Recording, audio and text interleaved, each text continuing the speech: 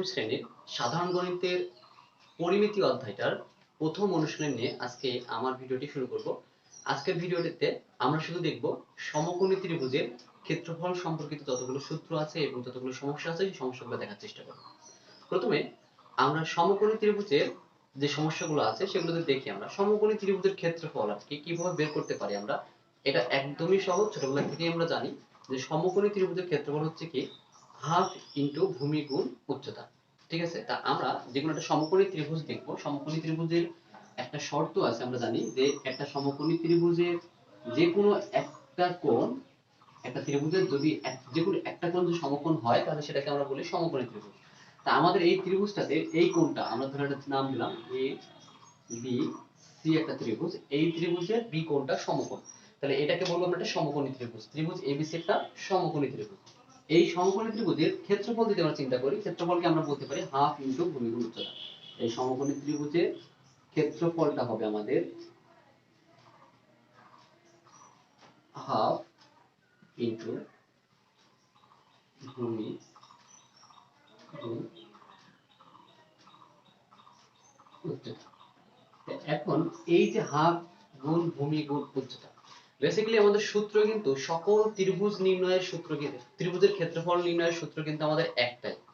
মানে আমরা এরপরে সমদ্বিবাহু দেখি, আমরা যদি বিষমবাহু ত্রিভুজ দেখি, আমরা যদি সমবাহু ত্রিভুজ দেখি, প্রত্যেকটা ত্রিভুজের ক্ষেত্রফল নির্ণয়ের সূত্র কিন্তু আমাদের একটাই, সেটা হচ্ছে কি তোমার হাফ ইনটু ভূমি গুণ উচ্চতা। এখন এই জিনিসগুলোর ক্ষেত্রে আমরা দেখবো যে আমরা প্রত্যেকটা বললাম যে প্রত্যেকটা ত্রিভুজের ক্ষেত্রফল নির্ণয়ের সূত্র একটাই, কিন্তু আমরা তো দেখি বিভিন্ন ধরনের সূত্র আছে, যেরকম √3/4 এরকম টাইপের অনেক ধরনের সূত্র আছে। তাহলে এগুলো কোথা থেকে আসছে, তো এইগুলো কিভাবে আসছে আমরা ধাপে ধাপে প্রত্যেকটা জিনিসই দেখবো। এইখানে আমাদের এই সমকোণ ত্রিভুজের যে ভূমি, আমরা জানি কি যে এইটা হচ্ছে আমাদের ভূমি। আমরা ভূমি বলতে এইটাকেও ধরতে পারি, অথবা আমরা এবি কেও ভূমি ধরতে পারি। যখন বিসি আমাদের ভূমি তখন এটা কিন্তু আমাদের লম্ব, কারণ আমরা জানি যে সমকোণের বিপরীত যে বাহুটা সেটা হচ্ছে আমাদের অতিভুজ। সমকোণের বিপরীত বাহুটা হচ্ছে আমাদের অতিভুজ।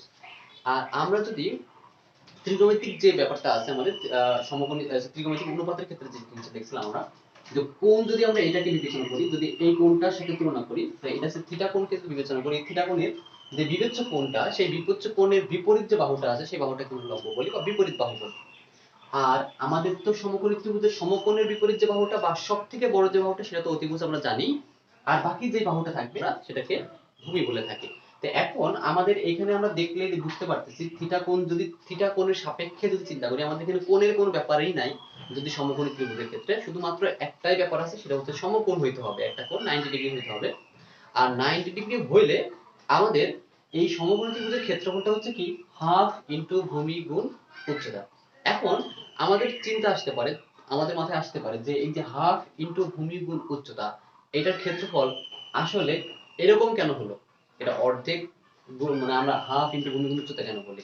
হ্যাঁ, আমাদের এই সম্পর্কটা কিভাবে আসছে এটা যদি দেখতে চাই, আমরা দেখো প্রথমে কিন্তু আমরা জানি, প্রথমে কিন্তু ওই আমলে আর কি, যখন আমরা এই ভূমি জরিপ টরিপ করা হতো তখন কিন্তু আমরা মোটামুটি বর্গাকার কিন্তু যে কোনো জিনিসের ক্ষেত্রফল কিন্তু বের করা আমাদের জন্য সবথেকে ইজি ছিল। বর্গাকার ক্ষেত্রে কোনো ক্ষেত্রফল বের করতে গেলে আমরা দেখতাম কি, সেটা যদি দেখি আমরা জানি বর্গের ক্ষেত্রফল, যে কোনো একটা বর্গ যদি হয় আমাদের, সেই বর্গের ক্ষেত্রফলে যদি বাহু যদি একটা এ হয়, তাহলে আমরা বলতাম কি এই প্রত্যেকটা বাহু যদি এ, তাহলে আমাদের এই ক্ষেত্রফলটা কি হতো এ স্কয়ার। তার মানে এই ভূমি আর ধরে নাও উচ্চতা বা দৈর্ঘ্য গুণ প্রস্থ, তুমি যাই বলো না কেন, সেটা কিন্তু আমাদের ক্ষেত্রফলটা হতো। তার মানে দৈর্ঘ্য ছিল আমাদের এ, প্রস্থ ছিল কি আমাদের এ, তার মানে এ আর এ গুণ করলে এই স্কয়ার হতো আমাদের ক্ষেত্রফল। তা আমাদের দেখো সূত্র কিন্তু আমাদের একটাই, এই সূত্রটাই বিভিন্ন ভাবে কিন্তু ত্রিভুজ তৈরি করছি আমরা। ত্রিভুজটা কিভাবে তৈরি করছি দেখো, আমাদের ব্যাপারটা হচ্ছে কি, এখন ধরে একটা বর্গ ছিল, এখন বর্গের ক্ষেত্রফল তো আমরা বুঝলাম এরকম হবে, তাহলে একটা বর্গাকৃতির মূলত আমাদের একটা আয়তক্ষেত্র আছে, সেই আয়তক্ষেত্রের ক্ষেত্রফলটা তাহলে কি হবে, আয়তক্ষেত্রের ক্ষেত্রফলটা হচ্ছে কিন্তু আমরা দেখছিলাম যে দৈর্ঘ্য গুণ প্রস্থ, সেম জিনিস, দৈর্ঘ্য গুণ প্রস্থ। এই যদি এটা আমাদের দৈর্ঘ্য হয়, এটা যদি প্রস্থ হয়, তাহলে আমাদের এর ক্ষেত্রফলটা হচ্ছে কি আমাদের AB। তাই AB ছিল কিন্তু আমাদের এই যে আয়তক্ষেত্র, সেই আয়তক্ষেত্রের ক্ষেত্রফল। আচ্ছা, আয়তক্ষেত্রের ক্ষেত্রে একটা জিনিস আছে যে আমাদের জানি কি এই বাহু, এই কোণগুলো আমাদের কিন্তু 90 ডিগ্রি। নাম দিই, ধরো যে আয়তক্ষেত্রের নামটা দিলাম হচ্ছে A B C D। একটা আয়তক্ষেত্র আছে আমাদের, দৈর্ঘ্যটা সেটা হচ্ছে A এবং প্রস্থ যেটা আছে সেটা হচ্ছে আমাদের B। তো এই ক্ষেত্রে আমাদের ক্ষেত্রফলটা কি ছিল, আমরা জানতাম যে ক্ষেত্রফলটা ছিল কিন্তু আমাদের AB।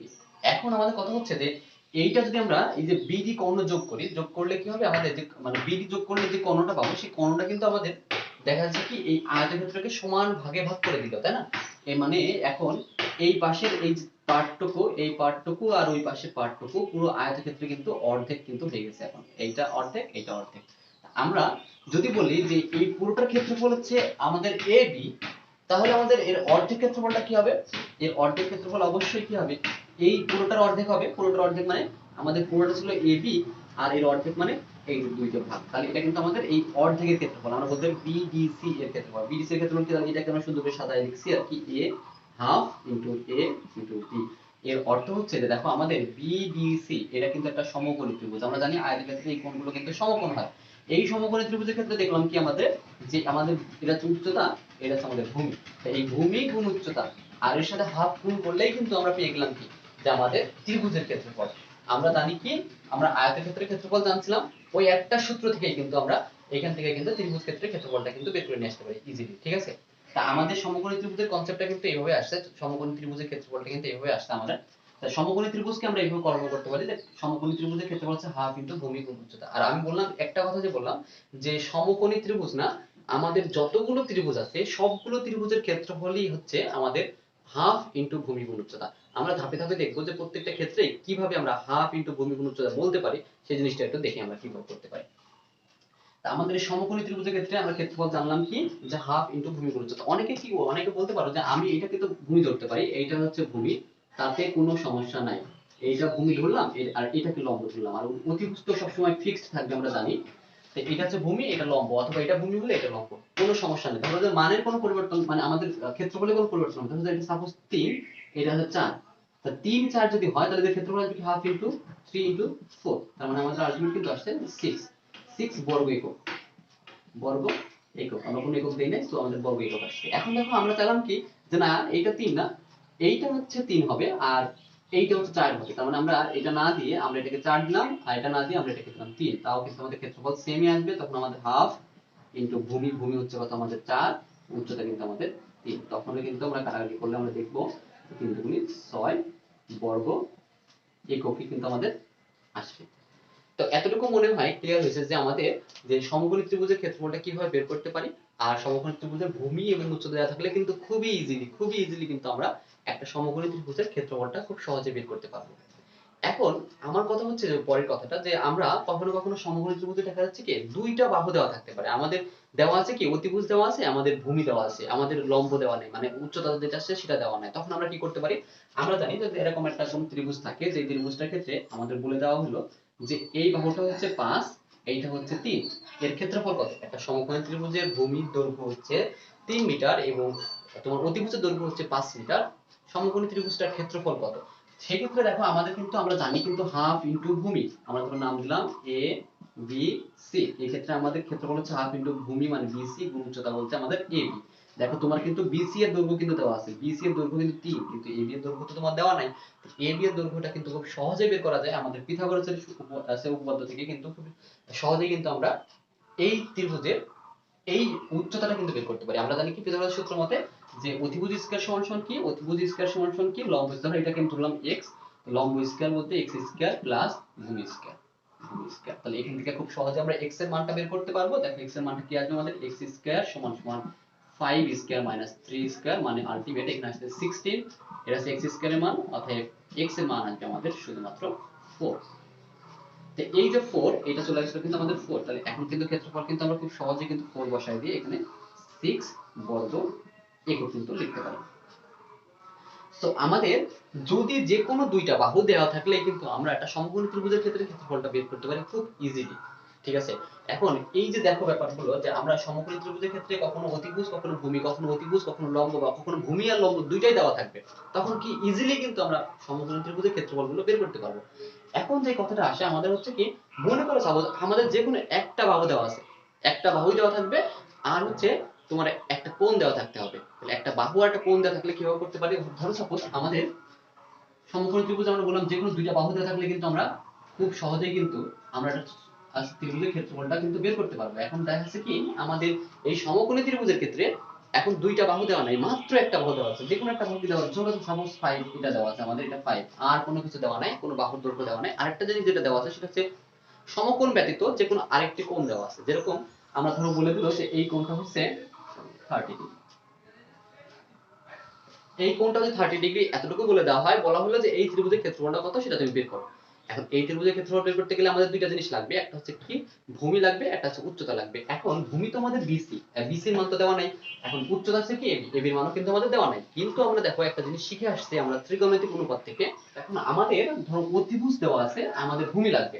সাপোজ ধরো আমাদের অতিভুজ দেওয়া আছে, আমাদের লাগবে হচ্ছে কি ভূমি। তাহলে আমাদের অতিভুজ আর ভূমির সাথে সম্পর্কিত কে, সেই ত্রিকোণমিতিক অনুপাতটা থেকে কিন্তু আমরা ভূমিটা কিন্তু খুব সহজে বের করতে পারবো। কিভাবে বের করতে পারবো দেখো, আমরা জানি যে অতিভুজ আর অতিভুজ আর ভূমির সাথে সম্পর্কিত হচ্ছে cos। cos এর ক্ষেত্রে কি জানি cos থিটা সমান সমান আমরা জানি কবরে ভূত অনক, তার মানে হচ্ছে ভূমি ভাগ অতিভুজ। তো এই যে ভূমি ভাগ অতিভুজ আমাদের লাগবে কিন্তু এখানে, দেখো আমরা কিন্তু দেখো এখানে অনেকগুলো মান জানি, আমরা জানি কি কি জানি cos থিটা, cos থিটা, থিটার মান কত আমাদের। আচ্ছা এইখানে আমাদের যেহেতু থিটা এটা, যেহেতু থিটা এটা, আর আমরা জানি কি এর ঠিক বিপরীতটা, মানে এই কোণটাকে বিবেচনা করতেছে। তাই এই কোণটাকে বিবেচনা করলে আমাদের এর লম্ব হবে কোনটা, এই ত্রিভুজের লম্ব হচ্ছে এই কোণের ঠিক বিপরীতটা, এটা হচ্ছে কিন্তু আমাদের এখন লম্ব। আচ্ছা লম্ব, আর এর ভূমি কোণটা, এটা হচ্ছে কিন্তু আমাদের ভূমি। আর অতিভুজ তো 5 আমাদের দেওয়াই আছে। তো এখন এই লম্ব আমরা এইটা কোণ সমান সমান sin, এখানে লিখবো হচ্ছে sin 30 ডিগ্রি, cos 30 ডিগ্রি সমান সমান ভূমি হচ্ছে, ভূমি ধরলাম যে আমরা সাপোজ, আচ্ছা আমরা এখানে ভূমির মানটা বিসি বসাই, বিসি ভাগ অতিভুজ কত আমাদের 5। তাহলে আমরা লিখতে পারি যে বিসি সমান সমান 5 গুণ cos 30 ডিগ্রি। তার মানে 5 গুণ, এটা যদি করি তাহলে 5 গুণ আমাদের cos 30 ডিগ্রি যে মান, cos 30 ডিগ্রি মান কত সেটা হচ্ছে আমরা বসায় দিলে কিন্তু আমাদের খুব সহজেই হয়ে যাবে এই অঙ্কটা। cos 30 ডিগ্রি কত, cos 30 ডিগ্রি হচ্ছে আমাদের √3/2। তাহলে আমাদের টোটাল মানটা আসছে 5√3 ডিভাইডেড 2, এটা হচ্ছে আমাদের কি বলা আমরা 5√3/2, এটা হচ্ছে আমাদের ভূমি। এখন আমাদের আরেকটা জিনিস লাগবে, সেটা হচ্ছে কি লম্ব। লম্ব বের করব কিভাবে, এখন আমরা ইচ্ছা করলে দুইটা সূত্র ইউজ করতে পারি, একটা হচ্ছে ত্রিকোণমিতিক অনুপাতগুলো ইউজ করতে পারি, অথবা আমরা কিন্তু এটা ভূমি দেওয়া আছে, আমাদের অতিভুজ দেওয়া আছে, আমরা কিন্তু লম্ব পিথাগোরাসের সূত্র থেকে কিন্তু বের করতে পারি। এখন পিথাগোরাসের সূত্র থেকে দেখা যাচ্ছে একটু কঠিন মতো হবে ক্যালকুলেশনটা, আমরা পিথাগোরাস সূত্রকে অ্যাভয়েড করে আমরা কিন্তু ত্রিকোণমিতিক অনুপাত দিয়ে করে ফেলবো। এখন আমাদের এখন সম্পর্ক তৈরি করতে হবে কাদের ভিতরে বলতো, আমাদের আমরা ইচ্ছা করলে কিন্তু এখন সেই ভূমির সাথে লম্বের যে সম্পর্কটা সেটা কিন্তু তৈরি করতে পারি আমরা। সেটা হচ্ছে কি আমাদের সাইনের আছে, সাইন সমান সমান আমাদের সাইন থিটা সমান সমান কি সাগরের লম্বন অনেক, তা লম্ব আর ভাগ অতিভুজ। তা আমাদের লম্ব যেটা সেটাকে আমরা জানি সেটা হচ্ছে আমাদের এবি, আর অতিভুজ হচ্ছে আমাদের 5, এটা হচ্ছে সাইন। আর এখানে অবশ্য সাইন থিটা বলতে কোনটা আমাদের হচ্ছে 30 ডিগ্রি কোণটা কিন্তু আমরা ব্যবহার করব এখানে। তাহলে আমাদের এবি সমান আমরা লিখতে পারি 5 sin 30, এর অর্থ হচ্ছে 5 আর এটার মান হচ্ছে হাফ। তো আমাদের আলটিমেট যে মানটা আসবে সেই মানটা হচ্ছে কিন্তু যে এবি এর মান হচ্ছে 5/2, তার মানে আমাদের লম্বটা হচ্ছে কত আমাদের 5/2। তাহলে আমরা কিন্তু দুইটা জিনিস পেয়ে গেলাম, একটা হচ্ছে কি লম্ব ভূমি দুইটাই পেয়ে গেছি। এখন আমাদের ক্ষেত্রফল একদম সহজ, সেটা হচ্ছে কি আমাদের হাফ ইনটু ভূমির উচ্চতা। ত্রিভুজের ক্ষেত্রফল, ত্রিভুজ এ বি সি এর ক্ষেত্রফল হচ্ছে হাফ ইনটু ভূমি, ভূমি হচ্ছে আমাদের কত 5√3/2, আর হচ্ছে উচ্চতা কত আমাদের, উচ্চতা হচ্ছে আমাদের 5/2। আলটিমেট ক্যালকুলেশন করলে আমাদের আছে 5 5 25 √3, আর মিল হচ্ছে 2 2 4 4 গুণি 8। তো এই যে বর্গ একক, এটা হচ্ছে কিন্তু আমাদের ABC ত্রিভুজের ক্ষেত্রফল। তো এখন এই জিনিসটা যেখানে এটা একটু খেয়াল করার যে বিষয়টা আছে সেটা হচ্ছে কি দেখো, এখানে আমাদের একটা সমকোণী ত্রিভুজ আছে, সমকোণী ত্রিভুজের কত ধরনের সমস্যা থাকতে পারে আমাদের এই বই থেকে সেই জিনিসগুলো কিন্তু আমরা দেখে নিলাম। একটা হচ্ছে কি প্রথমে একটা সহজ সাপটা কোশ্চেন, সেটা হচ্ছে যে একটা সমকোণী ত্রিভুজ দেবে, সেই সমকোণী ত্রিভুজের ভূমি দেওয়া থাকবে, উচ্চতাও দেওয়া থাকবে। আমরা সেই সমকোণী ত্রিভুজের ক্ষেত্রে ক্ষেত্রফল বের করব হাফ ইনটু ভূমি গুণ উচ্চতা, সরাসরি হাফ দিয়ে অন্য দুটাকে গুণ করে অর্ধেক করে দিলে কিন্তু আমাদের ক্ষেত্রফলটা খুব সহজে চলে আসবে।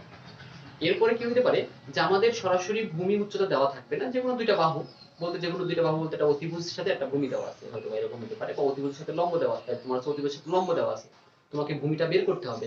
আমরা কোন সূত্র দিয়ে বের করতে পারি এটা আমরা পিথাগোরাসের সূত্র অ্যাপ্লাই করে কিন্তু খুব সহজে কিন্তু যে লম্ব বা ভূমি যেটা জানা থাকবে না সেটা বের করে নিয়ে তোমরা হাফ ইনটু ভূমি উচ্চতা দিয়ে কিন্তু অঙ্কটা করতে পারি। এরপরে যেটা হয়েছে কি আমাদের এরকম ভাবে থাকতে পারে যেটা সমকোণী ত্রিভুজ তো ঠিক আছে, সমকোণী ত্রিভুজের সমকোণ ব্যতীত অন্য যে কোনো একটি কোণ দেওয়া থাকবে আর একটি মাত্র বাহু দেওয়া থাকবে।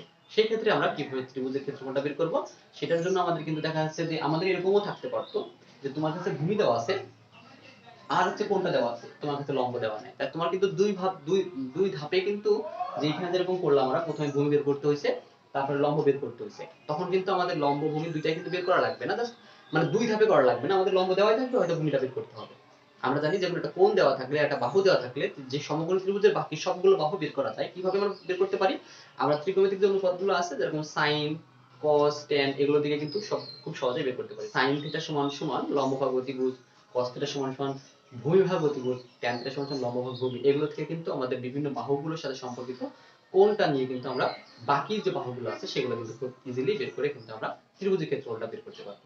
তো এই তিনটা ক্যাটাগরিতে আমাদের এই সমকোণী ত্রিভুজের ক্ষেত্রফল বের করতে বলতে পারে।